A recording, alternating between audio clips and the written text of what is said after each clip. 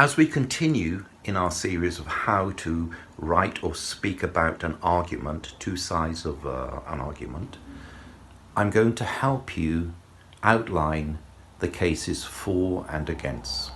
So here are some useful phrases. In this essay, in this presentation, I intend to, I hope to, then use a verb such as discuss, examine, investigate, explain. And then you can use these words to talk about the two sides of the argument. The advantages and disadvantages, the benefits and drawbacks, the merits and demerits, the upsides and downsides, the pros and cons, the strengths and weaknesses. But remember, we can only talk about these words separately, apart from pros and cons. So we can say the advantage of having higher taxes is that the government can fund social care. However, we cannot simply say the cons of the argument. It just sounds wrong.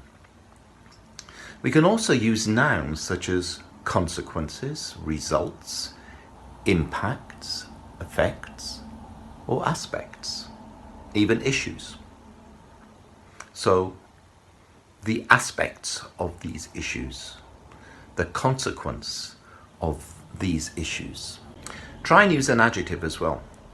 So positive and negative aspects, welcome and unwelcome aspects, favorable and unfavorable results, desirable and undesirable consequences, beneficial and detrimental issues. So here's a final example. In this presentation, I intend to focus on the benefits and drawbacks of banning cars from our cities. I hope to examine the welcome and unwelcome aspects for drivers who use their cars instead of using public transport.